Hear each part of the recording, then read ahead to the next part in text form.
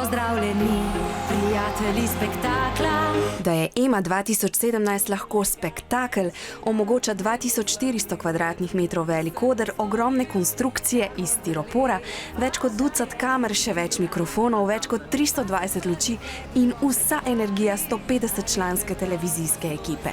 Mislim, da vsa ta energija se mora nekje poznati in da bodo vsi gledalci zelo uživali, kajti gre za oddajo, spektakel, za katerega si upam reči, da je v veliko stvarih primerljiv z svetovnimi oddajami takega tipa. Tako mogočen oder vsaj malo vznemirja tudi 8 finalistov, ki se nam bodo nocoj predstavili. Definitivno živčki malo delajo, na generalki ni tu nikogar, potem pa kar naenkrat ogromno ljudi.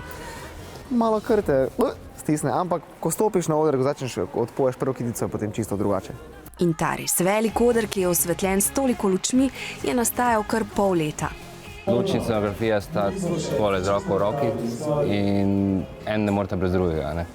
In praktično smo z scenografko Greto Godnič to gradila čisto iz nule in pomagala si drug drugemu, da smo prišli pač do tega rezultata. Vse smo šli do maksimuma, kolikor smo lahko potisnili. Lučke bojo ful lepe, oder je mega. In tako kot je Tanja rekla, izvajalci pa...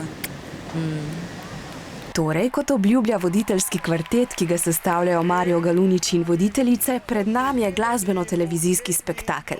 Čez slabi 2 uri na tem istem programu.